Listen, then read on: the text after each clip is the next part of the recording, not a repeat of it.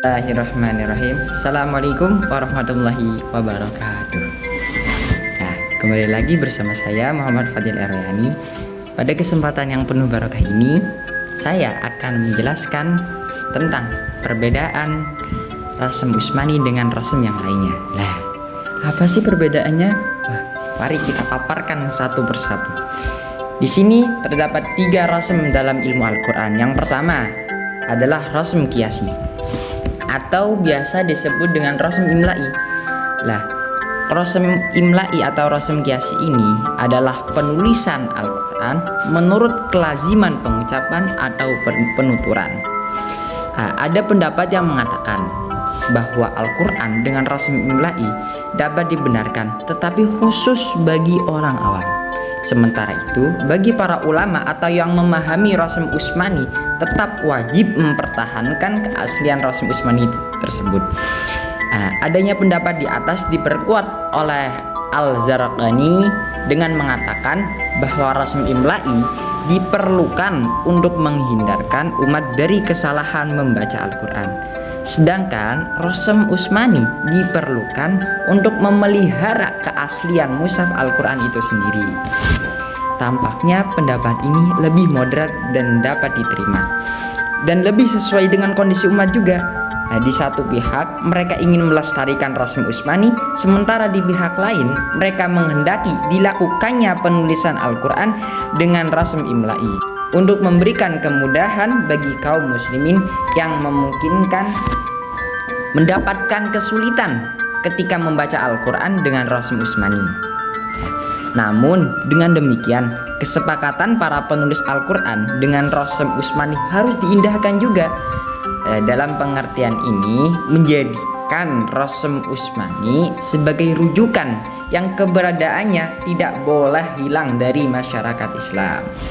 Sementara itu, jumlah umat Islam dewasa ini cukup besar yang tidak menguasai Rasm Utsmani. Bahkan tidak sedikit dari jumlah umat Islam yang mampu membaca aksara Arab. Mereka membutuhkan tulisan lain untuk dapat membaca Al-Quran, seperti tulisan Latin atau tulisan yang lainnya. Namun demikian, Rasm Utsmani harus dipelihara sebagai standar rujukan ketika dibutuhkan. Dengan tulisan ayat-ayat Al-Quran dalam karya ilmiah, Rasm Utsmani mutlak diharuskan karena statusnya sudah termasuk dalam kategori rujukan dan penulisannya tidak mempunyai alasan untuk mengabaikannya.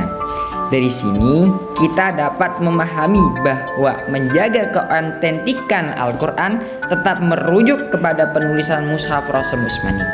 Akan tetapi segi pemahaman membaca Al-Quran bisa menggunakan penulisan yang lain seperti rasm imla'i berdasarkan tulisan yang dalam proses penulisan Al-Quran mulai dari zaman Rasulullah SAW, kemudian zaman Khalifah Abu Bakar, Khalifah Umar, sampai Khalifah Utsman bin Affan, yang tidak pernah lepas dari sahabat Zaid bin Sabit yang menjadi sekretaris Rasulullah SAW.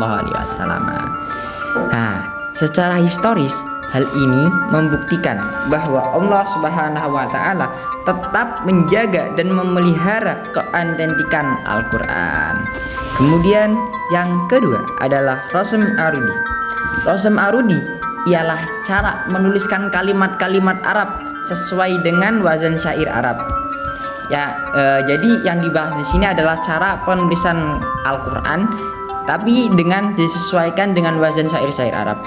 Hal itu dilakukan untuk mengetahui bahar atau biasa disebut nama macam syair dari syair tersebut. Contohnya, walailun kamaujil bahri arkhai sadulahu. Sepotong syair Imri'il Qais tersebut jika dituliskan akan terbentuk walailun kamaujil bahri arkhai sadulahu dengan bentuk wazan yang sesuai, fu'ulun mafa'ilun fu'ulun mafa'ilun fu'ulun mafa'ilun fu'ulun mafa'ilun. dan sebagai timbangan syairnya yang mempunyai nama Bahr Tawil. Nah, kemudian yang ketiga adalah Rasm Utsmani. Rasm Utsmani adalah pola penulisan Al-Quran yang dikukuhkan pada masa Khalifah Utsman dan disetujui oleh Khalifah Utsman itu sendiri. Rasm Utsmani menjadi salah satu cabang ilmu pengetahuan yang bernama ilmu Rasmi Utsmani. Ilmu ini didefinisikan sebagai ilmu untuk mengetahui segi perbedaan Rasm Utsmani dan kaidah-kaidah rasm istilahi. Dalam kurung rasm yang biasa selalu memperhatikan kecocokan antara tulisan dan ucapan.